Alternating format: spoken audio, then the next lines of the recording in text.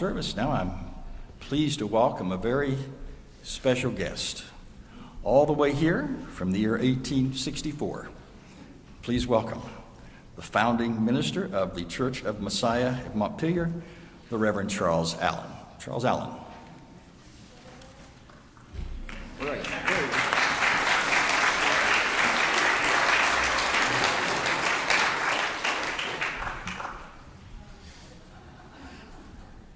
Thank you, Reverend Eddington, for your kind introduction.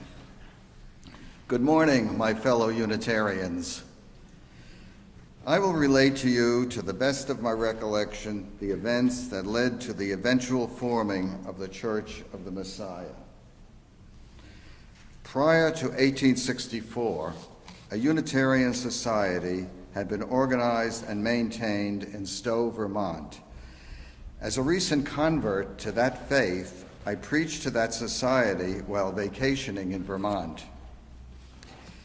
I decided to do some missionary work in Montpelier in the fall of 1864, and while I was there, I met Richard W. Hyde, the most prominent Universalist layman in this city, who had for some time been discussing and contemplating the possibility of a Unitarian church in Montpelier.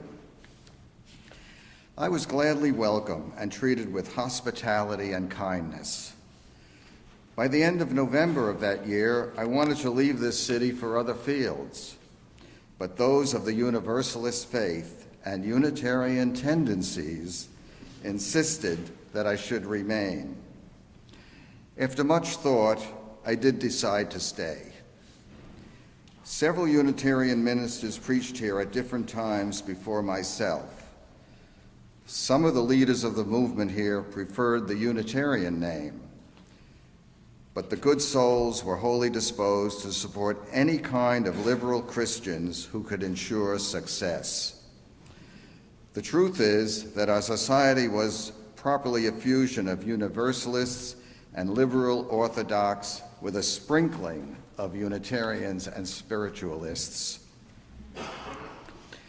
The Universalists were really the founders of the church. Why did it not commence its work as a Universalist church? Here is my answer. It was in part because the recollections of several unsuccessful attempts under that name discouraged those who had any interest in it and made the cause less hopeful than if no efforts had ever been made. And another reason was that many of the congregations which we gathered, including some of the most valuable members and devoted workers without whose cooperation we were sure to fail, had never been attracted to the Universalist sect. Most of them, like myself, had been brought up in Orthodox churches and yet were liberally inclined. These persons were more or less embedded in the Orthodox societies here, and it was no easy affair to pry some of them out, even with the Unitarian name. The Universalist name would have permanently repelled them. Many of them would never have been drawn into any kind of liberal movement at any other time, but the year 1864 was peculiarly propitious. There was so much discontent and lethargy in the other churches in the town then, every year of delay would have diminished the chances of success. And the traditions of Unitarianism, which some of them had inherited, were derived from the time many years ago when Unitarianism was not in sympathy with the Universalist views, as it generally is today. Our people were glad, therefore, to secure peculiarly Universalist traditions here, though under another name. And no objection was felt or expressed to the Unitarian name, except that some were unwilling to organize under that name, lest it should be thought that they had abandoned their interest in the Universalist denomination and their fellowship with the Universalist churches.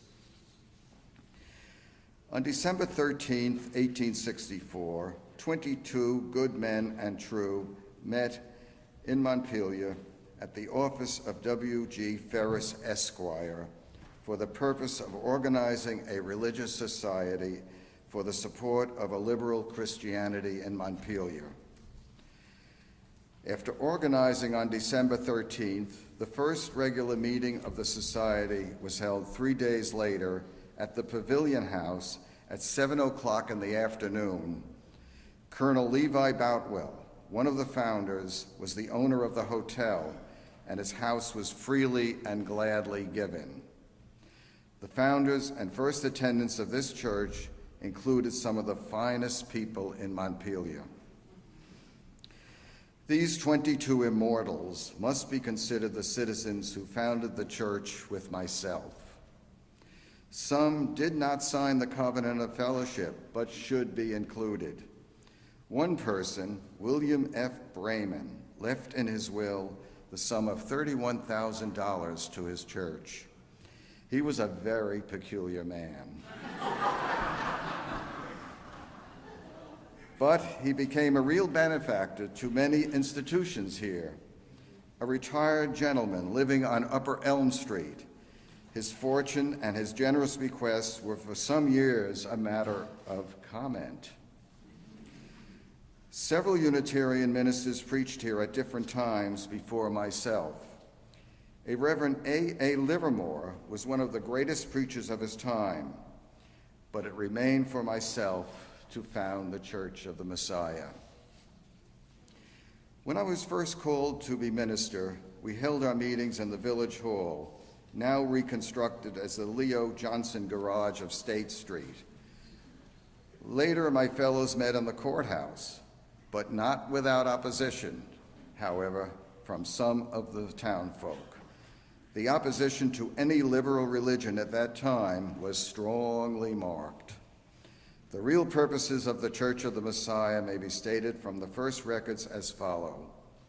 It reads, "We whose names are hereto subscribed, hereby associate ourselves for the support of the gospel and maintenance of public worship as an independent religious society in the village of Montpelier under the name and title of the Church of the Messiah." The purposes of this organization are the support of the preaching of a liberal and practical Christianity, the promotion of the religious education of the young, the support of a Sabbath school, and the purchasing and holding a library, therefore, the religious, moral, and intellectual improvement and cooperation in all duties of religious fellowship and of Christian philanthropy. The records go on to say, we recognize as the only essential conditions of Christian fellowship a faith in Jesus Christ as having given in his life and teachings a perfect revelation of the character, will, and purposes of God, a sincere consecration of the heart and life to purity and integrity, of personal character and obedience to the Christian law of love to God and man. We hereby make and declare ourselves a corporation under Chapter 90 of the General Statutes with the name stated in the first article for the aforesaid purposes. This society may be represented at any convention of the Unitarian or Universalist denominations by delegates chosen at a meeting for the purpose in accordance with the bylaws. At a meeting held February 1st, 1865, I was formally asked to become the minister of the new society. I accepted February 14th, and on March 1st, I was duly installed. The Reverend Edward Everett Hale, a prominent Unitarian minister from Boston, was one of the speakers at the public ordination service. There are good and bad men in all churches. There have been some members of the Church of the Messiah who were no pinks of perfection, but no member in its history have ever been tried for any crime. What better could be said of any church?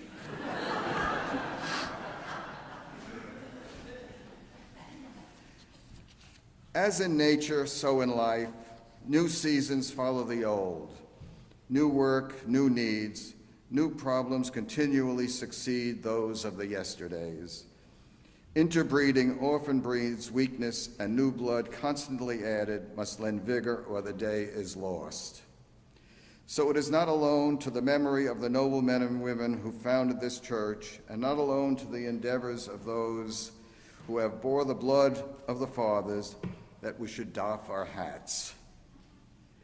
It is as well to the many newcomers who in the long years have entered our fold and taken well their part, that we should pay our respect and heartfelt thanks.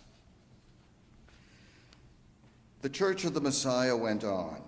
Organizing as we did, we gathered all the liberal Christian elements in Montpelier and have made a strong and harmonious society, quite noted, indeed, for its harmony and efficiency. We kept up our public worship, our Sunday school, and other institutions with remarkable steadiness of attendance, have been gaining in numbers and zeal, and especially in religious earnestness, and are becoming every year more thoroughly knit together as a Christian church, and having lived down the hostility that first greeted our enterprise, have won the hearty respect of the other churches in town and of the community in general. The Church of the Messiah, with malice toward none and with love for all, has been a bulwark of strength in this community.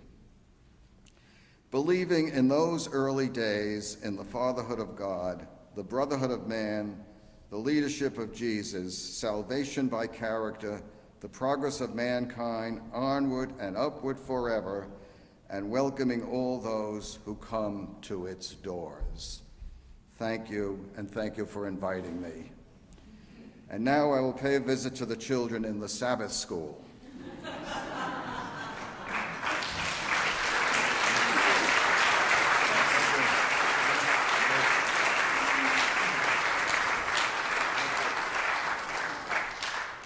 Great visit there. December of 1864 was an interesting and challenging time to be a Unitarian. The Civil War was in its final stages. Lee would surrender to Grant 4 months later in April of 1865.